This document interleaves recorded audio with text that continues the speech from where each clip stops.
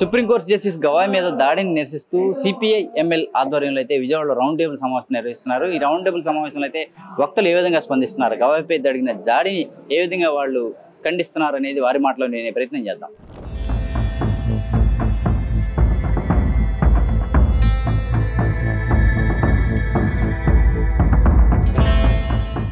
భారత ప్రధాన న్యాయమూర్తి గవాయ్ మీద రాకేష్ అనే ఒక న్యాయవాది చెప్పు విసిరిన సంఘటన అనేది భారత రాజ్యాంగం మీద, రాజ్యాంగం కల్పించిన హక్కులు, స్వేచ్ఛ, స్వాతంత్రాల మీద దాడిగా మేము భావిస్తున్నాం. దీనికి ముందు ప్రధానమంత్రి ఆర్థిక సలహాదారు సంజయ్ సన్యాల్ సెప్టెంబర్ 20వ తారీఖు న్యాయ నిర్మాణ సభలో మాట్లాడుతూ భారతదేశం వికసిత భారత్గా మారాలి అంటే దానికి భారత న్యాయ వ్యవస్థ అతిపెద్ద అవరోధంగా ఉంది, సింగిల్ బిగ్గెస్ట్ హర్డిల్ అనే పదాన్ని వాడారు. దానికి రాకేష్ విసిరిన చెప్పుకి మధ్యన సంబంధం ఉందని మేము అభిప్రాయపడుతున్నాం. ఆయన ప్రధానమంత్రి ఆర్థిక సలహాదారు కమిటీలో మెంబరు అంటే చాలా ఆర్థికవేత్త, ఆయన చాలా పుస్తకాలు రచించాడు సంజయ్ సన్యాల్. ఆయన ఈ ప్రభుత్వ విధానాలకి ఒక ఆత్మ లాంటి వాడు, ఒక హార్ట్ అండ్ సోల్. అలాంటి వ్యక్తి ఆ మాట మాట్లాడాడంటే ఈ ప్రభుత్వ విధానం ఏంటి, ప్రభుత్వ ఆలోచన అవగాహన ఏంటో తెలిసింది. అంటే అవగాహనే ప్రభుత్వమే ఈ న్యాయ వ్యవస్థని ఆటంకంగా మారింది, దీన్ని మొత్తం తొలగించాలి అని చెప్పి భావిస్తున్న కాలంలో ఒక రాకేష్ లాంటి వాళ్ళు, రాకేష్ కిషోర్ లాంటి న్యాయవాదికి అది ఊతమిస్తుంది. కనుక రాకేష్ కిషోర్ దాడి అనేది ఒక వ్యూహాత్మకమైన కుట్రలో భాగమే తప్ప అదేదో కాకతాళీయమైన సంఘటన, యాదృచ్ఛిక సంఘటన, అసంకల్పిత చర్యగా మేము భావించటం లేదు. అందుకనే రాకేష్ కంటే రాకేష్ని నడిపించే భావజాలం, రాకేష్ని నడిపించే రాజ్య వ్యవస్థ, తెర వెనుకుండే డీప్ స్టేటు ఇంతకంటే ప్రమాదకరమైనవి మేము భావిస్తున్నాం. వాటికి వ్యతిరేకంగా ఉద్యమించాల్సిన అవసరం ఉంది. ఈ దేశంలో ప్రజాస్వామ్యాన్ని, స్వేచ్ఛని, స్వాతంత్రాన్ని కోరుకునే వాళ్ళు, లౌకికవాదాన్ని, సాంఘిక న్యాయాన్ని కోరుకునే వాళ్ళు, అదేవిధంగా ఫెడరలిజాన్ని, గణతంత్రవాదాన్ని కోరే వాళ్ళందరూ కూడా, అన్ని శక్తులు కూడా రాజకీయ విభేదాలు విడనాడి ఈ దాడికి వ్యతిరేకంగా ఐక్య ఉద్యమ నిర్మాణానికి కృషి చేయాలని చెప్పి మా సిపిఐఎంఎల్ న్యూ డెమోక్రసీ పార్టీ భావిస్తున్నది. అందుకే ఈ రోజున ఈ రౌండ్ టేబుల్ సమావేశం ఏర్పాటు చేశాం. P Prasad, CPIML new democracy, Andhra రాష్ట్ర అధికార ప్రతినిధి. మొన్న 6వ తారీఖున సుప్రీంకోర్టు ప్రధాన న్యాయమూర్తి జస్టిస్ గవాయ్ గారిపై రాకేష్ కిషోర్ ఆయన బూటు విసిరి దాడి చేశారు. ఈ దాడిని ముందుగా మా పార్టీ మేమంతా ఖండిస్తూ ఉన్నాం. నిజానికి దాడి వ్యక్తిగతంగా చేసింది కాదు, ఆర్ఎస్ఎస్ బీజేపీ కుట్రలో భాగంగా జరిగిన దాడిగా మేము భావిస్తూ ఉన్నాం. ఇవాళ బీజేపీ ఆర్ఎస్ఎస్లు ఈ దేశాన్ని ఫాసిస్ట్ విధానం వైపు తీసుకెళ్ళడానికి ప్రయత్నం చేస్తూ ఉన్నాయి, ఫాసిస్ట్ పాలన తీసుకురావాలనే రకంగా ఆలోచన చేస్తూ ఉన్నాయి. దానికోసం అనేక ప్రయత్నాలు చేస్తూ ఉన్నాయి. దానికి అడ్డుగా ఉన్న రాజ్యాంగాన్ని మార్చడం కోసం ప్రయత్నం చేస్తూ ఉన్నారు. పార్లమెంట్లో పూర్తి మెజారిటీ వస్తే రాజ్యాంగాన్ని సమూలంగా మార్చే రకంగా ఆలోచన చేస్తూ ఉన్నారు. ఈ రాజ్యాంగం కాదు, మనువాద రాజ్యాంగం తీసే రకంగా ఆలోచన చేస్తూ ఉన్నారు. ప్రధానంగా కార్పొరేట్లను రక్షించడం కోసం, కార్పొరేట్లను బలపరచడం కోసం, కార్పొరేట్లకు దేశ సంపద దోచిపెట్టడం కోసం అనేక పథకాలు చేస్తూ ఉన్నారు, డబ్బులు దోచిపెడతా ఉన్నారు. ఈ దోపిడీకి అడ్డు రాకుండా కోసం ఈ మనువాదాన్ని, హిందుత్వవాదాన్ని పెంచి పోషిస్తూ ఉన్నారు. దాంట్లో భాగంగానే ఏదో మేరకు అడ్డుగా ఉంటే ఆ అడ్డును తొలగించుకోవడం కోసం వాళ్ళ అటు రాజ్యాంగం మీద దాడి చేస్తూ ఉన్నారు, ఇవాళ న్యాయ వ్యవస్థ మీద దాడి చేస్తూ ఉన్నారు. నిజానికి న్యాయ వ్యవస్థలో కూడా చెడు మంచి రెండు ఉన్నాయి.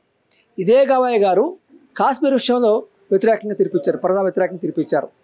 అదే రకంగా అనేక తీర్పులు వచ్చినాయి బీజేపీకి అనుకూలంగా, ప్రజలకు వ్యతిరేకంగా. రామ మందిరం సంబంధించిన తీర్పుగా, అయోధ్య తీర్పు కావచ్చు, అనేక తీర్పులు ఉన్నాయి. అదే సందర్భంలో కొన్ని విషయాలు వ్యతిరేకిస్తూ ఉన్నారు. ఆ వ్యతిరేకించడాన్ని వాళ్ళు సైన్స్ లేకపోతూ ఉన్నారు. వాళ్ళకి అనుకూలంగా వ్యవహారం చేస్తూను ఏదో మేరకు కొన్ని విషయాల్లో వ్యతిరేకిస్తూ ఉంటే ఆ వ్యతిరేకత సైన్స్ లేక ఇవాళ ఈ రకమైన దాడి చేస్తూ ఉన్నారు. ఇది కేవలం వ్యక్తుల మీద దాడి కాదు, ఈ న్యాయ వ్యవస్థ మీద దాడిగా భావిస్తూ ఉన్నాం. ఏదైతే న్యాయ వ్యవస్థ ద్వారా కార్పొరేట్లు దోపిడీకి అడ్డుకట్టడానికి ఎక్కడో అక్కడ బ్రేకులు వస్తూ ఉన్నాయో ఆ బ్రేకులు సైన్స్ లాగా ఈ దాడి చేస్తూ ఉన్నారు. ఈ దాడికి వ్యతిరేకంగా ఇది కేవలం ఒక వ్యక్తి మీద దాడిగా కాకుండా మొత్తం వ్యవస్థ మీద దాడిగా భావించాలి. కనుక ఈ దాడికి వ్యతిరేకంగా అందరూ ముందుకు రావాలని, ఖండించాలని కోరుతా ఉన్నాం. సుప్రీంకోర్టులో ప్రధాన న్యాయమూర్తి మీద జరగబోయినటువంటి దాడిని గురించి ఖండిస్తూ రౌండ్ టేబుల్ సమావేశాన్ని ఇక్కడ ఏర్పాటు చేయడం జరిగింది. రౌండ్ టేబుల్ సమావేశానికి హాజరైనటువంటి వాళ్ళంతా కూడా కూలంకషంగా దీని గురించి చర్చిస్తూ ఉన్నారు. ఈ దాడిని మనం ఒక వ్యక్తిగత ఉన్మాది చేసినటువంటి దాడిగా మేము భావించడం లేదు. అదేవిధంగా న్యాయమూర్తి మీద వ్యక్తిగతంగా జరిగినటువంటి దాడిగా కూడా మేము భావించడం లేదు.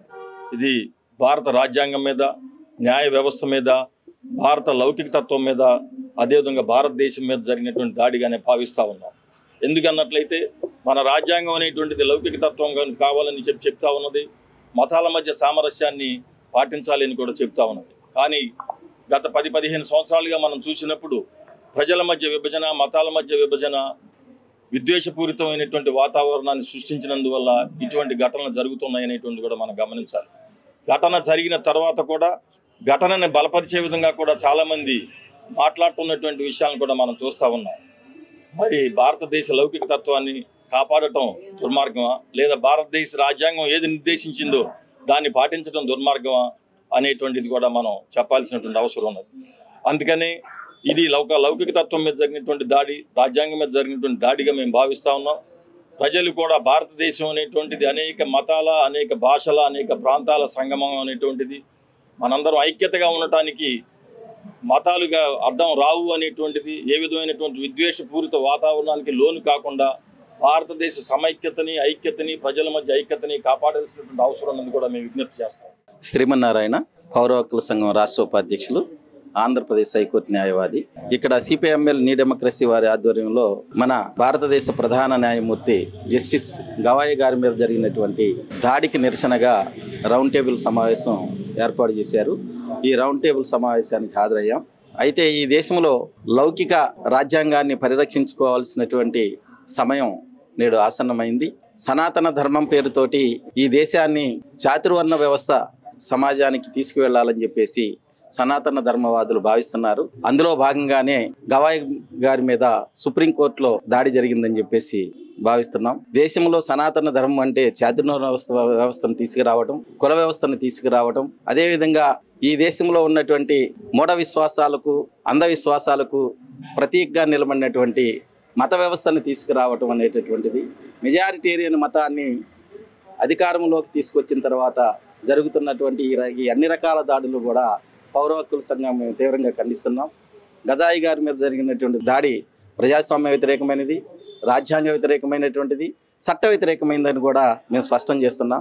ఎందుకంటే ఆర్కియాలజీ డిపార్ట్మెంట్ పరిధిలో ఉన్నటువంటి ఒక విషయాన్ని డైరెక్ట్గా ఒక ప్రజా ప్రయోజనాల వ్యాజ్యం పిల్లు పేరుతోటి సుప్రీంకోర్టుకి తీసుకొచ్చినటువంటి న్యాయవాది అది సరైనది కాదు అని చెప్పేసి జస్టిస్ గవాయి గారు పిల్లు ఫైల్ చేసినటువంటి న్యాయవాదికి పదే పదే చెప్పినప్పుడు కూడా ఆయన వినలేదు. భారతదేశంలో ఏ కోర్టులైనా సరే చట్టం పరిధిలోనూ రాజ్యాంగం పరిధిలోనే తీర్పులు ఇస్తాయి. ఇక్కడ కూడా ఆర్కియాలజీకి సంబంధించినటువంటి సర్వే ఆఫ్ ఇండియా పరిధిలో ఉన్నటువంటి ఈ ఖజురాహో సంబంధించినటువంటి ఆ టెంపుల్ పరమశివుని యొక్క తల మళ్ళీ తిరిగి ఏర్పాటు చేయడానికి తీసుకోవాలని చర్యలు చెబితే ఆయన చాలా స్పష్టంగా గవాయి గారి బెంచ్లో ఉంటూ మీరు ఆర్కియాలజీ డిపార్ట్మెంట్ని సంప్రదించండి, వారి పరిధిలోది, ఇది మా కోర్టు పరిధిలోకి, సుప్రీంకోర్టు పరిధిలోకి రాదు అని చెప్పేసి ఆయన చెప్తున్నప్పుడు వినకుండా పదే పదే నేను భక్తుడిని అంటే భక్తులు దేవుణ్ణి ప్రార్థించాలని చెప్పేసి సహజంగా వచ్చినటువంటి ఒక కామెంట్ని ఈ రోజున అత్యంత దుర్మార్గంగా దుష్ప్రచారం చేస్తున్నారు సనాతనవాదులు. సనాతన ధర్మం అంటే మళ్ళీ 5వ శతాబ్దంలోకి తీసుకువెళ్ళటం, చాతుర్వర్ణ వ్యవస్థ సమాజంలోకి తీసుకెళ్ళటం, కుల వ్యవస్థ సమాజంలోకి తీసుకెళ్ళటమే తప్ప ఇంకేమీ కాదు. అభివృద్ధి వ్యతిరేకంగా ప్రయాణం చేస్తున్నటువంటి సనాతన ధర్మంని ముందుకు తీసుకువెళ్ళాలని, అదేవిధంగా ఓట్ల బ్యాంకుగా మెజారిటీ హిందువులను తీర్చిదిద్దాలనేటువంటి ఉద్దేశంతోనే ఈ సుప్రీంకోర్టులో ఈ దాడి జరిగింది. బీహార్ ఎన్నికలు ఉన్నాయి. బీహార్ ఎన్నికల్లో మెజారిటీ హిందువులను కూడగట్టుకోవడం కోసం, పోలరైజేషన్ చేసుకోవడం కోసమే ఈ దాడి జరిపారు. ఇది పూర్తిగా సనాతన ధర్మవాదులు పన్నినటువంటి కుట్ర. ఇది యాదృచ్ఛికంగా జరిగింది కాదు. ఆయన వ్యక్తిగతంగా రాకేష్ చేసినటువంటి దాడిగా మేము భావించడం లేదు. తక్షణం దోషిని అరెస్ట్ చేసి కఠినంగా శిక్షించాలని డిమాండ్ చేస్తున్నాం. నా పేరు పద్మ. ఈ రోజు ఏదైతే గవాయి గారి మీద సుప్రీంకోర్టులో ఒక దాడి జరిగిందో అది అందరూ అనుకున్నట్టుగానే అది ఒక న్యాయ వ్యవస్థ అవమానకరమైంది. మన ప్రజాస్వామ్యానికి, లౌకికత్వానికి అది చాలా దెబ్బ. చాలా మంది అనుకుంటున్నారు ఇది అవును, ఆయన ఒక వ్యాఖ్య చేశారు, ఆయన అది వెటకారంగా అన్నారా మామూలుగా అన్నారా ఒక కామన్ ఒక మాటను పట్టుకొని ఆయన దానికి వివరణ కూడా ఇచ్చారు. నేను అన్ని మతాలు నాకు సమానము అది వచ్చిందని చెప్పి ఆయన చెప్పారు. అయినా సరే అప్పుడు జరిగిన కొన్ని రోజులు గ్యాప్ తర్వాత ఇట్లా జరగడం అనేది ఒక కుట్ర కోణం అనే మేము భావిస్తున్నాం, కుట్రగానే భావిస్తున్నాం. చాలా ఒక మన సమాజంలో ఒక ప్రమాదకరమైన ఒక చాప కింద నీరులా ఈ భావజాలం అనేది ప్రజల మనసుల్ని ఎట్లాగా విద్వేషపూరితంగా మళ్ళిస్తుంది అనేది మనం అర్థం చేసుకోవాలి. ఒక ఎన్నికల కోణం కూడా ఇందులో ఉంది. ఏం జరుగుతుంది మరి ఏది జరిగినా కూడా ఒక ఏదన్నా ఒక ఇష్యూ జరిగినప్పుడు ఉమెన్ అయితే ఒక క్యారెక్టర్ని ప్రశ్నించడం, ఒక దళిత్ అయితే వాళ్ళ మెరిట్ని దళిత్ మెరిట్ అయితే వాళ్ళని కించపరచడం, లేకపోతే మైనార్టీ మతస్థులైతే మైనార్టీ వాళ్ళని క్వశ్చన్ చేయడం, ఏం జరిగినా సరే సమాజంలో ఎలా జరుగుతుంది అనేది మనకి దీనివల్ల స్పష్టంగా అర్థమవుతుంది. ఈ దాడిని ప్రజాస్వామిక వాదులందరూ కూడా ఖచ్చితంగా ఇది చేయాలి. మనం దీన్ని చిన్న విషయం అనుకుంటున్నారు, ఆయన నేను కనీసం క్షమాపణ కూడా చెప్పనంటున్నారు. ఆయన ఒక మాట అన్నారు, పోనీ ఆయన్ని విష్ణుమూర్తితో చెప్పుకో భగవంతుడితో చెప్పుకో అని ఆయన అన్నారు. పోనీ నువ్వు బూటు విసిరావు కదా, మరి ఆయన్ని తప్పు పట్టినప్పుడు నువ్వు బూటు విసరడము నీ సనాతన ధర్మం అంటున్నావు, మరి అది సనాతన ధర్మం బూటు విసరమని చెప్తుందా? అంటే అక్కడే ఆధిపత్యం వర్గం వాళ్ళు కులం వాళ్ళు ఉంటే అట్లా జరుగుద్దా? అలా జరగదు. కులం అనేది ఎట్లా ఉందనేది మనకి అందరికీ తెలుసు. ఒక IPS ఆఫీసర్ హర్యానాలో కుల వివక్షకి పోరాడి అలసిపోయి ఆత్మహత్య చేసుకున్నాడు. వాళ్ళ ఆవిడ కంప్లైంట్ ఇచ్చింది, పలానా ఉన్నతాధికారుల వల్లే నా భర్త వివక్షపూరితంగా కులం పేరుతో వివక్ష వల్లనే నా భర్త చనిపోయాడు అని చెప్పి. ఒక కానిస్టేబుల్ కావచ్చు, చాలామంది ఒక పెద్ద ఆఫీసర్లు ఒక కింది వర్గాల నుండి ఒక పీడిత వర్గాల నుండి ఎవరైతే వాళ్ళ మెరుడుతో పైకి వచ్చినా సరే సమాజం అసలు ఆధిపత్య వర్గాల వాళ్ళు సహించలేకపోతున్నారా? అన్నీ కూడా ఆ కోణంలో కూడా మనం చూడాలని చెప్పి, ఏమైనా సరే ఒక RSS భావజాలం విస్తరిస్తుంది, అది ప్రమాదకరమైంది. ప్రజాస్వామికులందరూ కూడా ఇది ఒక చిన్న విషయంగా చూడకూడదని అందరూ ప్రజాస్వామిక వాదులందరూ ప్రజలు ఖండించాలని చెప్పి మేము కోరుతున్నాం. సుప్రీంకోర్టులో బిఆర్ గవాయ్ మీద జరిగినటువంటి దాడి అది ఏదో ఒక వ్యక్తిగతమైనటువంటి దాడిగా మనం పరిగణించరాదు. ఇది ఒక పెద్ద రాజకీయ కుట్రలో ఎత్తుగడలు వ్యూహాల్లో భాగంగానే జరిగినట్లుగా మనం అందరం కూడా భావించాల్సిన అవసరం ఉంది. ఎందుకంటే మతోన్మాద భావజాలాన్ని అసహనాన్ని ప్రజాస్వామ్య విలువని ఏమాత్రము కూడా పాటించినటువంటి మనువాద సంస్కృతిని మేళవించుకున్నటువంటి పాలక పక్షాల నాయకత్వాన పరిపాలన సాగుతున్నటువంటి నేపథ్యంలో సుప్రీంకోర్టులు సహితము రాజ్యాంగ వ్యవస్థలన్నీ కూడా వాళ్ళ గుప్పిట్లోకి వెళ్ళినటువంటి నేపథ్యంలో వ్యవస్థలన్నిటి ద్వారా కూడా ప్రజల యొక్క మెదడుని తొలుస్తున్నటువంటి సందర్భంలో ఎవరు ప్రశ్నించినా కూడా నేరస్తులాగా పరిగణిస్తున్నటువంటి సందర్భంలో నేరము నిరూపణ కాకుండా సంవత్సరాల తరబడి జైలులో మగ్గుతున్నటువంటి నిరాధారణమైనటువంటి ఆరోపణలతోటి ఉన్నటువంటి పరిస్థితిని చూస్తున్నటువంటి నేపథ్యంలో దీన్ని ఆరోపణలు చూడకూడదు. ఇది రాజ్యాంగం మీద దాడిగా మనం అందరం కూడా గమనించాల్సిన అవసరం ఉంది. భారతదేశానికి చాలా పెద్ద భిన్నత్వంలో ఏకత్వంలాగా కొన్ని వందల సంవత్సరాల పోరాటాల ద్వారా ఈ ప్రజాస్వామ్య విలువలను మనం కాపాడుకున్నాము. వాళ్ళ RSS పార్టీ చరిత్రకారుడే దీన్ దయాళ్ ఉపాధ్యాయ ఒక మాట అన్నాడు, భారతదేశంలో ప్రజాస్వామ్య విలువలు అనేవి సమాజంలో ప్రజలతో మమేకమై ఉన్నాయి, అది మనల్ని సమైక్యంగా ఉంచుతుంది, అదొక సాధనం అని చెప్పాడు.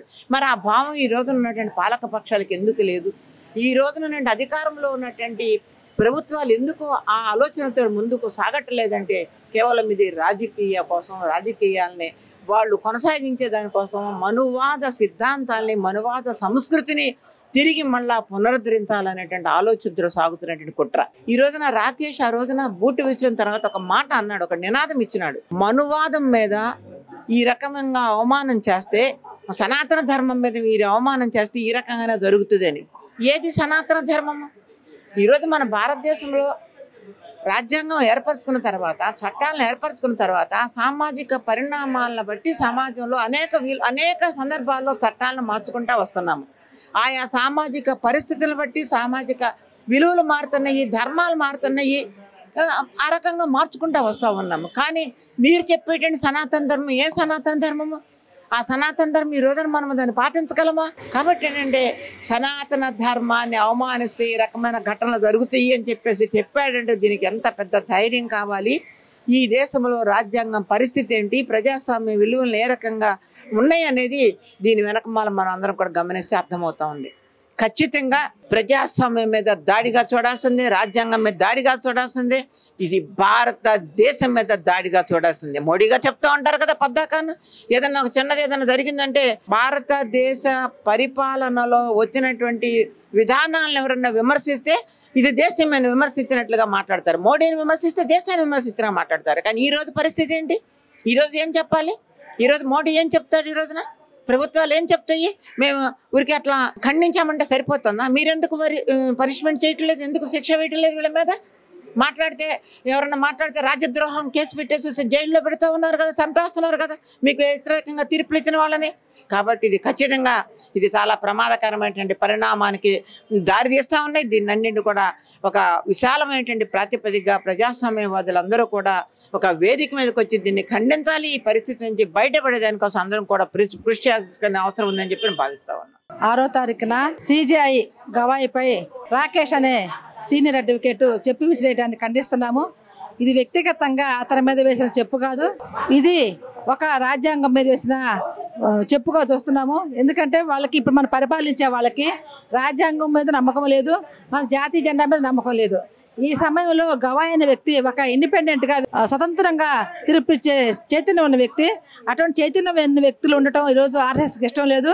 ప్రధానంగా ఈరోజు మనం చూసాము, జస్టిస్ కానీ సుప్రీంకోర్టు ప్రాక్టీస్ చేసిన వాళ్ళకి తర్వాత ఏదో పదవులు ఇచ్చి మభ్య పెడుతున్నారు. అటువంటి వాటికి భిన్నంగా తన ఇండిపెండెంట్గా తీర్పులు ఇవ్వడానికి, ప్రజల పక్షాన ఉండడానికి రాజ్యాంగం ప్రకారం సమానత్వము, రాజ్యాంగం ప్రభావం వివక్ష లేకుండా రాజ్యాంగం మీద నమ్మకం ఉండి తీర్పులు ఇస్తున్న ఆ వ్యక్తిని భయపెట్టడానికి భాగంగా చేశారు.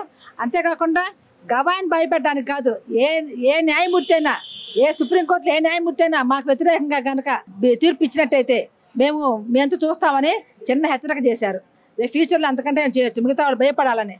కాబట్టి ఈ సందర్భంలో ప్రజలందరూ మేల్కొనాలి. ఈరోజు రాజ్యాంగం వెళ్ళిపోతే, రాజ్యాంగం మీద దాడి కనుక మనం ఖండించకపోతే ముందు మనం కూడా ఉండము. వీళ్ళని ఈ దేశం నుంచి బహిష్కరించాల్సిన అవసరం ఎంతని చెప్పి మేము డిమాండ్ చేస్తా ఉన్నాం. భారత ప్రధాన న్యాయమూర్తి రాజ్యాంగం అభిమానించే వ్యక్తి, ఈ దేశంలో రాజ్యాంగం కాపాడబడాలని చెప్పిన వ్యక్తి, అలాంటి వ్యక్తిగా ఉన్నటువంటి బిఆర్ గవాయ్ మీద మత ఉన్మాది, సనాతన ధర్మాన్ని వ్యతిరేకించారనే పేరుతోటి తన బూటుకాలుతో దాడి చేయటం అనేది దుర్మార్గ విషయం. ఇది రాజ్యాంగంపై జరిగిన దాడి, ప్రజాస్వామ్యంపై జరిగిన దాడి. ఈ దాడిని యావత్తు భారత ప్రజలందరూ వ్యతిరేకించాల్సిన అవసరం కూడా ఉందని చెప్పి మేము అభిప్రాయపడతా ఉన్నాం. ఈ పాటికి దీన్ని నిరసిస్తూ దేశవ్యాప్తంగా సిపిఎం పార్టీ ప్రజా సంఘాల ఆధ్వర్యంలో పెద్ద ఎత్తున నిరసన జరుగుతూ ఉన్నటువంటి పరిస్థితి. ఈ క్రమంలో ఈరోజు దేశంలో సనాతన ధర్మాన్ని కాపాడాలనే పేరుతోటి మతోన్మాదులు చేసేటువంటి దుర్మార్గమైన దాడులు ఈరోజు భారత ప్రధాన న్యాయమూర్తి గవాయ్ మీద జరిగిందంటే సామాన్య ప్రజల పరిస్థితి ఏంటి చెప్పి మేము ప్రశ్నిస్తూ ఉన్నాం. కాబట్టి ఈ విషయంలో ఒకవేళ గవాయ్ గారు రెస్పాండ్ అయ్యి క్షమించమని ఉద్దేశించినప్పటికీ కూడా చట్టం మాత్రం వదలకూడదు. ఈ యొక్క దుర్మార్గానికి పాల్పడిన మత ఉన్మాది రాకేష్ కిషోర్ పైన కేసు నమోదు చేసి విచారణ చేసి దుర్మార్గుడిని కఠినంగా శిక్షించాలని చెప్పి కోరుతా ఉన్నాం. సుప్రీంకోర్టు జస్టిస్ గవాయ్పై జరిగిన దాడి వ్యక్తిగతంగా జరిగిన దాడి కాదని, ఇది ఒక వ్యూహాత్మకమైనటువంటి దాడి అని అయితే వక్తలు ఖండిస్తున్నారు. ప్రజాస్వామ్యంపై, భారత రాజ్యాంగంపై జరిగిన దాడిగా దీన్ని అభివర్ణించారు. ఈ విధంగా న్యాయమూర్తులపైనే దాడులకు దిగితే భవిష్యత్తులో ఈ దాడులు మరింతగా పెరిగే అవకాశం ఉందని అయితే వారు ఆందోళన వ్యక్తం చేస్తున్నారు. ఈ తరహా దాడులను ఖండించాల్సిన బాధ్యత ప్రతి ఒక్కరిపై ఉందని, దాడికి పాల్పడినటువంటి న్యాయవాదిపై కఠినమైన చర్యలు తీసుకోవాలని, ఈ తరహా దాడులకు మరోసారి పునరావృతం కాకుండా కఠినమైనటువంటి నిర్ణయాలు చేయాల్సిన అవసరం ఉందని వారు అభిప్రాయపడుతున్నారు. వీడియో జర్నలిస్ట్ రెహమాన్తో నాని, ఏపీ అమరావతి, అభినవ్ భారత్, విజయవాడ నుంచి.